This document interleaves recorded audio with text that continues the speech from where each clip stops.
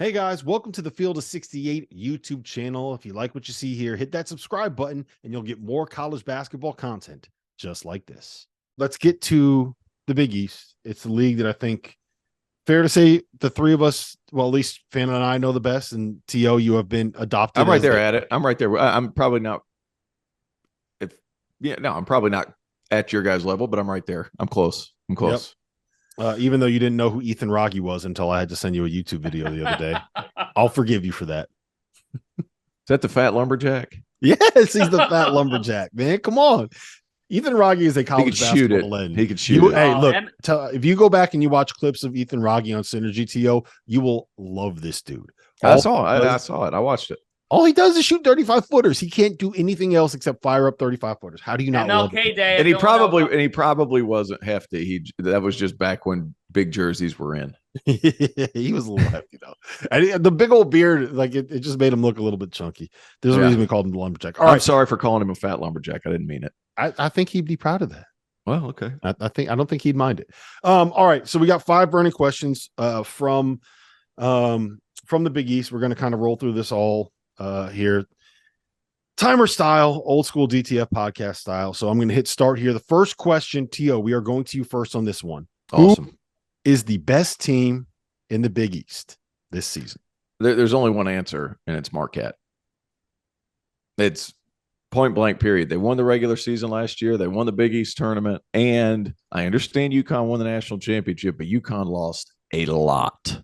And they went from really old to really young really fast. So I have some concerns. I really like UConn. However, for conference play, give me Marquette. Tyler Kolek comes back, reigning Big East Player of the Year. Cam Jones, one of the best scorers.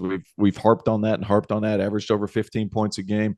Oso Iguodala is the best passing 5-man in the Big East. Like, they're just so versatile offensively in what they can do, and they can score from so many different spots. Look, I understand they lost Omax. He averaged 12.5 points a game, but some of the things that he really does well, I think, are fairly replaceable. He shoots it well. He's a big forward who can guard multiple spots. Chase Ross can guard multiple spots. Stevie Mitchell is one of the best defensive perimeter players in the conference. They have guys. David Joplin played really well in the Big East tournament. Like, they have guys that can kind of slide over and fill that role. Maybe not to the same effect as Omax defensively, but I don't think there's going to be this massive drop off. And while everybody went and added people in the portal, Marquette knows what they are from day one. So they're going to be able to win a lot of games early in the season and really get that net ranking up, if you will. And they're freshmen. While they are freshmen, Trey Norman and was it Amadou that they added, they're very talented. I'm a big fan of Trey Norman. Played for BABC.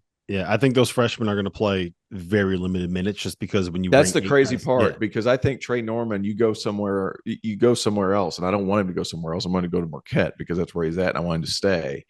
He could have played immediately, but he is a guy that if he just stays there, he's going to be really, really good. And they already know what they are. That's kind of the thing. He can learn from Tyler Kolek. He can learn from some of these other guys, Cam Jones. Marquette's good again. And they say it's a big man's game. I'm not necessarily sure that's true. If you can score it and you can handle it and you don't turn it over, it's going to be hard to beat Marquette. Can you make an argument for anybody else, Fanta? For Creighton, for UConn? Can you make an argument for either of those teams as the best team in the league? I can make it for Creighton. And do it. I think that Marquette will be the preseason favorite in this league, but I'll make the case for Creighton to be interesting. Here's why. Ryan Kalkbrenner is the big man. He is an elite rim protector. Yep. He's an All-American candidate. He is a 2-time Conference Defensive Player of the Year in a tough league. You don't see 2-time Defensive Player of the Year award winners come back again, and he is back. So Greg McDermott has his guy down low. Remember when Kalkbrenner missed time for Creighton last year? Remember when he played for Creighton? The difference in their results is staggering. It's mind-blowing. They couldn't win without that kid. When he was on the floor, all they did was win. So much so that I think we'd all be making more cases for Creighton had one possession changed against San Diego State in Louisville. Having said that, Baylor Shireman, I thought it took him a little bit of time to fully become a Creighton Blue Jay. I thought the process was right. Greg McDermott was setting him up for success. Guys, when the calendar turned to January, everything clicked. I expect that to now be clicking in November. Trey Alexander is one of the best shot makers in college basketball. Full stop. I believe that. I think that he is a guy that can be a pro. I like that he comes back to Creighton. I think he'll have the ball in his hands even more because as good as Creighton was last year, and they were really good, if not great, they had a couple of players that were ball stoppers, for better or worse. I think Arthur Kaluma is a really talented player. I think he's going to find more success at Kansas State because I think Jerome Tang will use him differently. The same could be said for Ryan Nembhard. I sensed a little bit of frustration at times because Nembhard and Alexander were figuring out who's going to have the ball in these key situations. Creighton's not going to have that issue anymore. Stephen Ashworth is a Creighton player. He's old, seasoned, doesn't turn the ball over. He's going to fit perfectly into what Greg McDermott wants to do. If the Blue Jays get production out of the combination of Mason Miller, Fred King, and Isaac Trout, the Virginia transfer, if they get production in some way, shape, or form at the 4 spot, this team can go to the Final Four. I agree with all of that. I love the idea of them having 3 basically point guards on the floor at the same time, all of whom shoot better than 40% from 3, all of whom averaged between 2.5 and 5 assists this past season. I think Mason Miller is going to be the guy that gets the first shot at the 4 for him. I would throw Jason Green in that conversation as well, a guy that he hasn't gotten much conversation this offseason. Real quick, I'm going to make the argument for UConn as the best team in the league. I do think that, for the record, I think it's Marquette before people say, oh, you're such a UConn homer. Marquette is the best team in the league. Creighton agree. Is the second best team in the league. I'm going to make the argument for UConn here. They're bringing back Tristan Newton, 5th-year senior. I think is the guy that really figured out what it takes to be able to score at this level down the stretch of last season. Samson Johnson will be able to do some of the same things that Andre Jackson did offensively. He's not the impact defensively, but the long athletic driver, can spray balls around, can really pass it. I think he'll have real value for UConn offensively. Alex Caravan is an underrated asset at the 4. I think that we're going to be talking about him as a potential second-round pick, top 40-ish kind of a pick by the end of the season. Obviously, Donovan Clingan's there. I think people are going to be surprised at his ability to be a pick-and-pop threat this season. And then, 7-3 lob target. He's so good defensively. The addition of Cam Spencer, I think, has been underrated nationally because of what he is as a positional defender, what he is as a passer and a ball mover. Everyone talks about him as a shooter. He's averaged at least 3 assists all 4 seasons he's been in college. He averaged 13 points a game on a Rutgers team that played very slow basketball last season. He's made big shots. He's from a family of athletes. He got juntos, dude. He hits shots at the end of games big time. Yes. And he has a worse record on dunks than Terrence Oglesby did in his college career. He makes Terrence look athletic. And I think that they have talent on the bench. Now, it's young talent. Solo Ball and Jalen Stewart both were banged up this offseason, so they're still kind of playing catch up a little bit right now. To me, the key to this team is going to be the development of those 2 freshmen. Jaden Ross, I'll throw in that conversation as well. That they're really high on Jaden Ross. They think that he's got like NBA potential. And Samson Johnson. What made UConn so effective last year was you had the Big East Player of the Year that only needed to play 26 minutes a game. Adama Sanogo, or I'm sorry, the NCAA tournament most outstanding player only needed to play 26 minutes a game because you could bring in this other guy that could play his balls off for 14 minutes, not worry about fouls, not worry about getting tired. If Samson Johnson can be that guy, I think UConn's got a chance. Best bet, they probably finish 3rd in the league, I would say. All right. Question number 2. Fanta, we're going to you first on this one. Who is the most underrated team in the Big East right now? Wow. Villanova. Because if they're not a top 3 team in the Big East, that's a really talented team outside the top 3. Mm-hmm. Justin Moore, guys, I'm telling you right now, I think he wins Big East Player of the Year, and I think he's an All-American. There you go. You know what's crazy about that? I can make a pretty strong argument that he's the second best player on that team behind Eric Dixon. That tells you how good Villanova is. Wow, that's a really interesting argument that I would love to listen to. Here's the thing. This team really excites me. The question is simple. Can Kyle Neptune get them to all come together and mesh and make it all work? Because I really think, guys, if Jay Wright was the coach of this team, you would have them in the top 3 in the Big East. We would just have them. If Jay Wright was the coach, have them one. We'd have them one. You would have them figure one. it out. You would have them one. If Jay Wright was heading them up, I would have them one. So I guess the point then is, all right, that's fine. I don't disagree with you. But if this team is outside the top 3 in the Big East with that much talent, then yeah, I do consider them underrated. Because if Tyler Burden and TJ Bamba produce the level that we think they're capable of, there seems to be pretty solid buzz coming out of Villanova about Lance Ware and what he's done since he got to campus. That it's just different. He feels different. He feels better. He's going to obviously get an opportunity to play. And maybe that ends up being great for him. At the end of the day, he was recruited to Kentucky. Like, let's call it what it is. He's got the tools. He's got to see everything pan out. Hakeem Hart was an underrated NCAA tournament experience.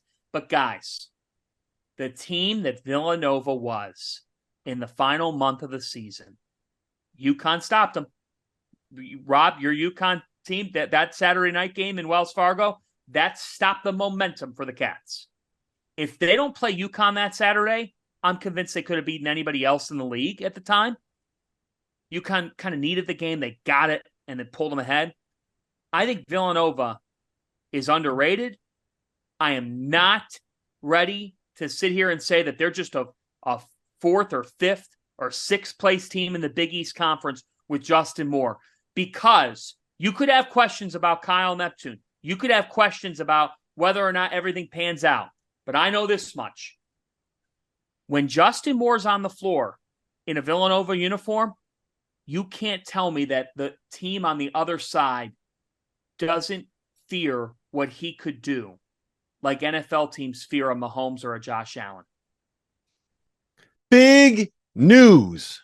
The Almanac is officially back. The most exhaustive and comprehensive guide to the 2023-24 college basketball season is available for pre-order now. If you go to cbbalmanac.com, link is in the description below, you can pre-order for just $15.99 or 20% off the sticker price. The format is going to be a little bit different this season. Instead of an 850-page PDF, you'll be getting access to the full site with league-by-league PDFs available for download. The preview will be live on September 20th, so you have until then to be able to get your pre-orders in. So for insight for all 362 Division I teams, from their head coaches and the experts that cover them, make sure you hit that link. Mahomes or Josh Allen's pretty that's a pretty big compliment. But what I will say is Justin Moore settles you down. If nothing else, like whenever he was able to come back, he wasn't 100%, but at the same time, it's almost like the whole Villanova team took a deep breath. If you look at their roster, there's so much to like. There's so much like. TJ Bamba was a very good player last year at Washington State. He can score inside. He's super athletic. Hakeem Hart is a big switchable forward who can knock down some shots. Lance Ware is a super athlete that I'm curious to see what he does in a different system, because a lot of times in Cal's system, a guy like Lance Ware gets stuck in the dunker. So you don't really get to see the entire scope of what they can do. Not that that's a bad thing. He's just very good at that. So that's kind of where I'm at with that. If you look at another underrated team, are we going to look past Sean Miller and Xavier? Like, they added some guys, huh? Too many tough injuries. Yeah, too many tough injuries. You're right. But I mean, they added a bunch too. I mean, there's a lot of guys. Now, if I'm missing an injury, just let me know, because there's so much going on. But Davion Knight, Western Kentucky, 16.5. Is he hurt? No, they got the guards. It's Fremantle and Hunter that are questionable about whether or not they're going to play this season. Well, here's another thing with that. What they added 2 European kids, one big kid here recently, and another one. We have no idea. No idea. Based on what I've heard is that the kid from Lithuania is most likely to have the biggest impact early, just because he's 22, he's got 1 year left. What the comparison that Sean made to me was like, imagine an Ivy League kid transferring up to the Big East for his last season of eligibility. He'll be a good role player slotting at the 4. But when you have guards that can score like that, yes, that's really all you need. Yeah. The Lazar Djokovic, the kid from I believe he is Serbian. Is he Croatian or Serbian? I don't remember. He's somewhere in the Balkans. Yeah.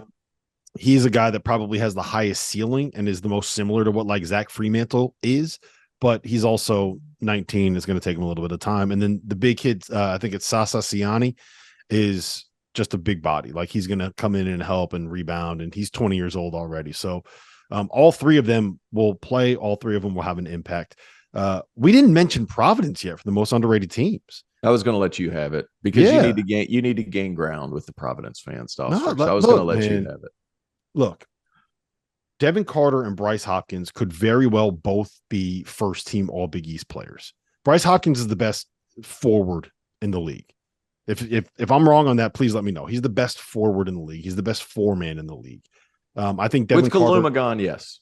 Yeah, I think Devin Carter is the best on-ball defender. All due respect to Stevie Mitchell, I think Devin Carter is the best on-ball, kind of one-on-one, shut down corner, so to speak, defender in the conference. No I think Posh? Garway, huh? No Posh. We're not throwing Posh in there. I mean, you could put Posh in there if you want, but he plays for Butler. Like, are we having? Sorry, Butler. I'm just kidding. It's a joke. It's a joke. It's a joke. It's not a joke. He's serious. I still think it's Devin Carter. I think that Garway Dual is a guy that by the end of the season we're going to be talking about potential like first round ability. I think that from what I've heard coming out of there, we got to have real conversations about like this being the breakout year for Corey Floyd. Like I think he's got a real shot. And then the pieces that Kimmy brought with him from George Mason, I do believe are going to be good role players in the Big East. I wonder about the point guard spot. Like that to me is a big concern. And the same thing that we talked about with Kyle, like if you gave Ed Cooley this roster, we'd be talking about them as like number 1, number 2 in the Big East.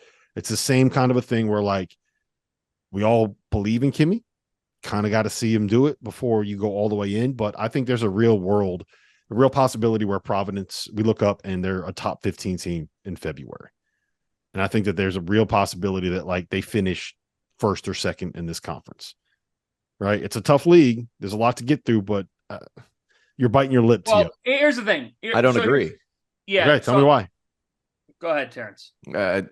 You're talking about number 1 or number 2 in the conference. If Cooley was there, Josh Oduro was good in the A10, but like this Big East is a lot more physical league. And the A10 was down last year. Justin Fernandez was a highly recruited kid out of high school. He was like a top 125 kid or whatever.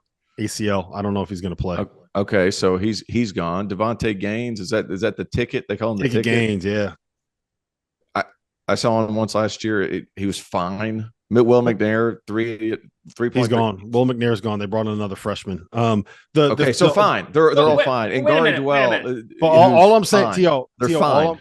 All I'm saying is that when you combine 2 guys that could be first team all league with a bunch of players that are fine, as long as those players that are fine buy into, like if Ticket Gaines buys into the idea that I got to defend and I got to make catch and shoot threes, like he can do that and he can do that well enough. Now, I'm not saying that they are going to finish first, like, because there's also a possibility that this is an NIT team if it doesn't all work out.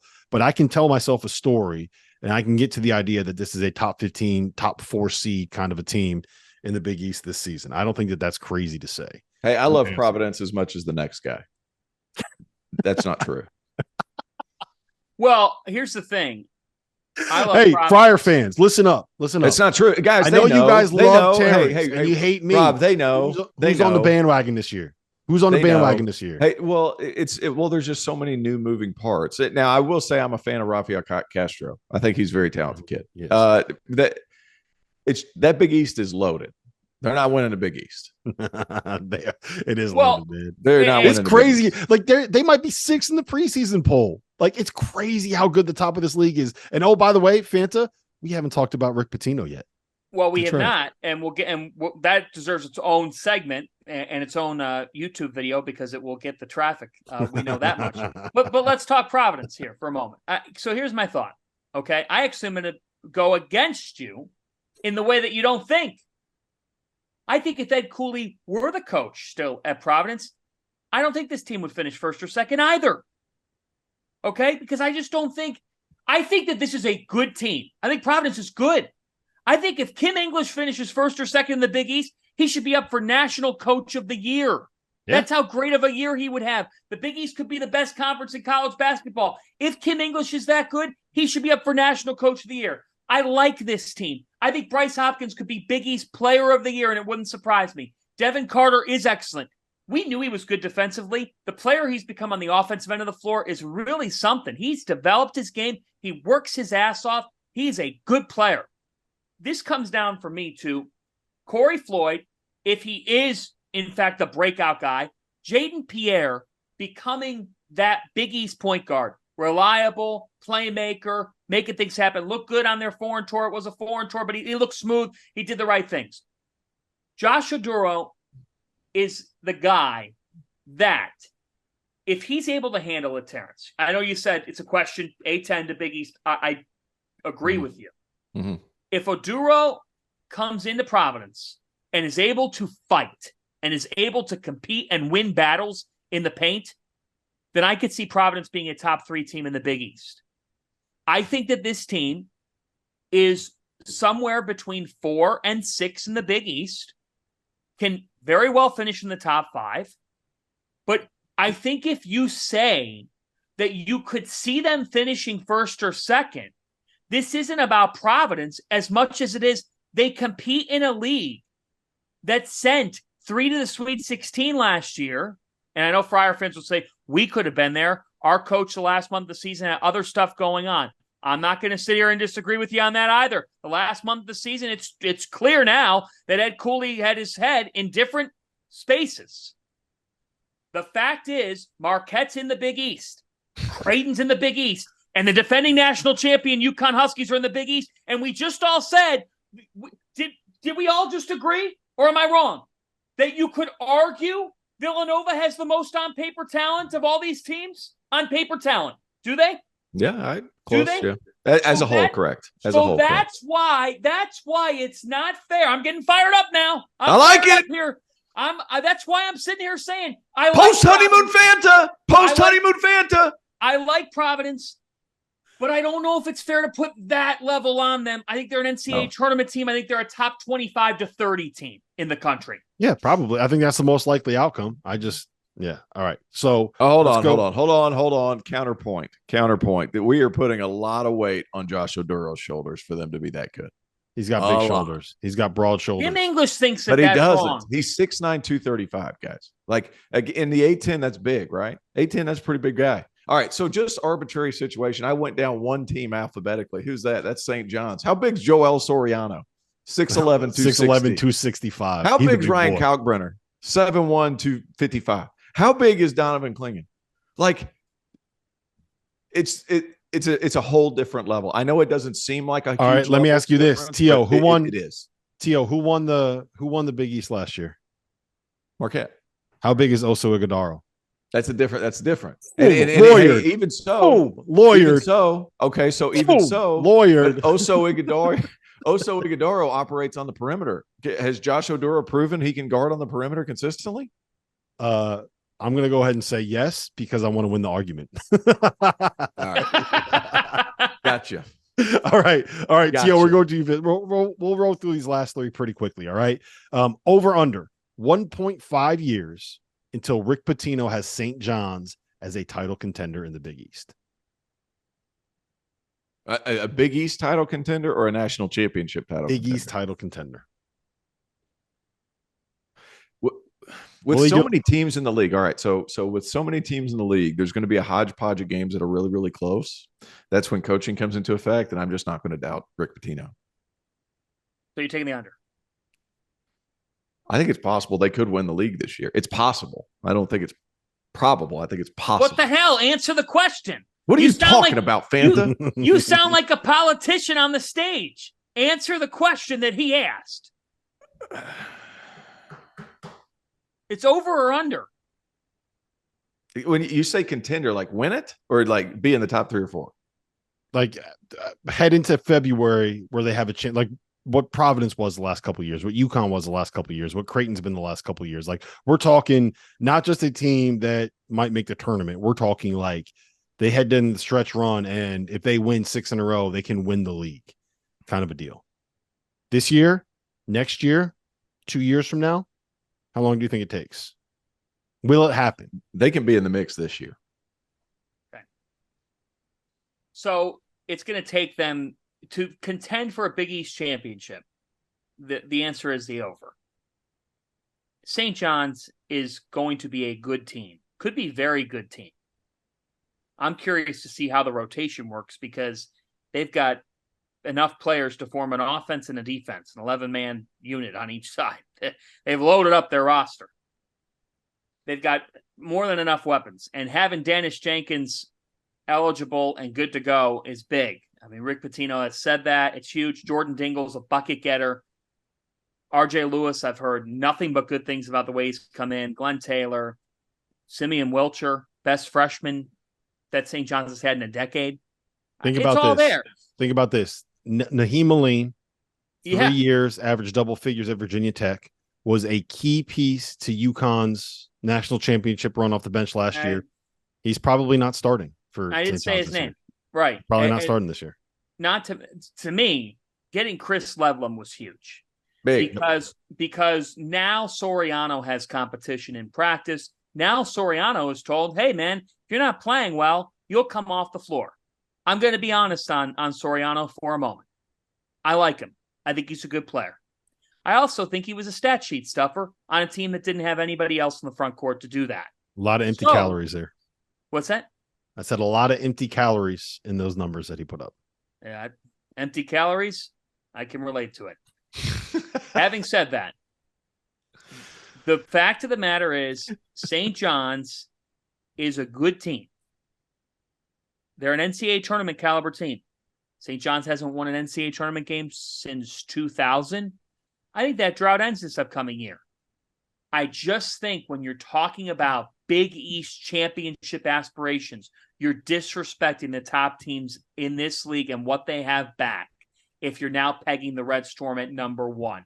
So to answer your question, which was over under 1.5 years, the answer is over. I think a year from now, we could be talking about them as a title contender. Yep, I agree with all that. Over under TO 2.5 years before Ed Cooley has Georgetown as a Big East contender. I'm going over because I think year 3 is going to be the money year. I just think they've been bad for so long. He has to change everything from the ground up to where I think I'm not necessarily saying that St. John's has been phenomenal. I do think they were closer to being good than Georgetown was over the course of the year. I think that's a foregone conclusion. I think over though, because this is a ground up situation. Fanta? Over. I think it's going to take maybe year 3 or year 4 until Ed Cooley has Georgetown as a Big East title contender. I think year 3 is the money year. I'm with Terrence. I really do. Big East title contender, year 3. NCAA tournament level team. Could they make the tournament in Cooley's second year? Yes, they could. Because here's the thing. 5, 7, 8 years ago, I skipped 6. I don't know why. You could sit here. Did you guys miss me? I'm just saying. No, it was funny. It was funny. Keep going. Yeah, you're good. You could say, oh, I think that 2 or 3 years from now, they're going to have it, right? Like Marquette's almost the traditional college hoops program team, whatever you want to call it, because they've had roster retention. No longer, like, isn't that the difficult thing with these power conference jobs and whatnot? Like, you can't say, oh, it's going to take 3 to 5 years, it could take 4 or 5 years. Like, no, because in one off season, if you've got the money now, you can become an NCAA tournament team. Well, here the one thing I would say to that is I think Ed did about as good of a job as you could have asked getting this team from like 2 wins in the Big East in the last 2 years to being something where we're probably looking at like a 7 or 8 win team in the Big East, maybe 6, somewhere in that area, right? Like they're probably the 8th best team in the conference, right? And that AD should be thrilled if that's the case. And I think the biggest thing with Georgetown is he's going to kind of have to do what he did at Providence in terms of developing a fan base, developing a home court, getting people excited about Georgetown basketball in the city. We don't need to rehash it again, but like finding a way to turn an NBA arena that is not anywhere near the campus and is difficult for students to get to into a home court where it's tough to play.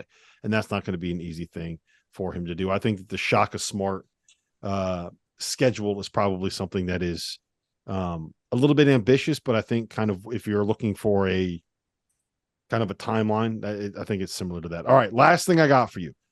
You got 30 seconds to answer this question, T.O. If you were starting a Big East program from scratch right now, and you had to pick one coach from the conference to run your program, who would it be and why? It'd be between 2 people. It'd be between Shaka and Rick Pitino. Rick's done it. I like that Shaka incorporates everything from the ground up and keeps his guys. It gives familiarity with the program. The fan base jumps on. He has them fully on board. I love what he's done at Marquette. And then Rick has just won. So it kind of depends on how soon do you want to win? That's the big question. It would be Shaka Smart for me. Yep. I think he is a guy that gets the Big East, leads the Big East, quickly has done that, and has built a culture. And I know that the counter argument would be, well, he hasn't had the major NCAA tournament run since VCU. But I always use the Brad Underwood phrase. And somewhere, Sleepers Media is going to roll their eyes at me, or, there'll be comments. But I'm going to use Daddy Brad's phrase. The key to making an NCAA tournament run is just making the NCAA tournament. I mean, you got to get there, and then it can come. And so for me, I think it's only a matter of time that Shaka Smart has Marquette in the second weekend. And once you get to the second weekend, guys, anything can happen from there. They could be if they're a Final Four team this upcoming year, you would call it as good of a 3-year progression for a program that we've seen in college basketball. Shaka's relationships oriented. He is smart. He is easy to work with, and his kids are fully bought in. I'm trying to build this program with a guy that I know will also be loyal. And I think at this stage of his career, Shaka Smart will be loyal to Marquette. I don't think he's looking to move. Mm-hmm. Yeah, I love Shaka. Love all those points that you guys made. But I'll just push back. Like, if you want to be able to win immediately and you want to be able to get a program going from the ground up, and I know really who you're picking. You really want to find a way to get the answer, you got to go with Tony Stubblefield. Oh. Curveball. No, to me, if you're Sean starting Miller. Sean would be great. Love Sean. But I think if you're starting a program from the ground up, like nobody is better at just going out and figuring it out and winning right away with whatever he's got than Rick Pitino. Like, you just kind of you go with one of the GOATs, you give him his 3 or 4 years to get the thing going, and then after he's got it going in 3 or 4 years, when he retires because he's like 76 years old, then you go higher. No Hurley, a Sean Miller. He just won a national championship. But trust me, I love Dan. Can't get him on the phone anymore, Rob. Can't get him on the phone. I finally did. The day of Fanna's wedding, I got Hurley on the phone. Right before I had to go spend $40 on a shot of tequila. Hurley won a national championship, changed his phone number. Yeah, well, he was like, well, we can reschedule this. I was like, no. We got 10 minutes right now, and then I got to go hit the open bar at the Fanna wedding. And he was like, oh, okay, I got you. No, I think it's Rick Pitino, and then after that, you go out, and once you got the program rolling a little bit, then you can go hire a Hurley or a Cooley or a Shaka or a Sean Miller, whoever it is that you want. Dude, you can close your eyes and throw a dart and hit one. Hit a good coach in that league. Yeah, I was going to say, you know what? We didn't even mention the fact that a guy that made it to the national title game, Thad Matta, who at Ohio State is the best program in the Big Ten for a 7-year stretch. He's in this conference. Shaheen Holloway took St. Peter's to the Elite Eight literally a year ago in 2022. and we didn't even mention him. So there's underrated. They are underrated. Underrated going in this year. I think everybody is very down on Seton Hall. I'm not saying they're an NCAA tournament team, but I actually think that they could end up being a decent team in the Big East. They're going to be a tough out. The kid they got from Boise State's pretty good. And Guy, he's a good player. Yep. We'll see if Kadari Richmond decides to show up this season, because that's going to be the key to me. Anyway, this has been fun. It's been great to get back with you guys on the DTF podcast once again. Great to talk a little bit of Big East basketball. Great to talk about the Fanta wedding. John, I know it's time for you to go drown your sorrows. I don't want to hold you here any longer. So for Terrence Oglesby, for John Fanta, my name is Rob Dauster. We'll see you guys again next week. Maybe we'll talk about the Big Ten. Who knows? We'll see.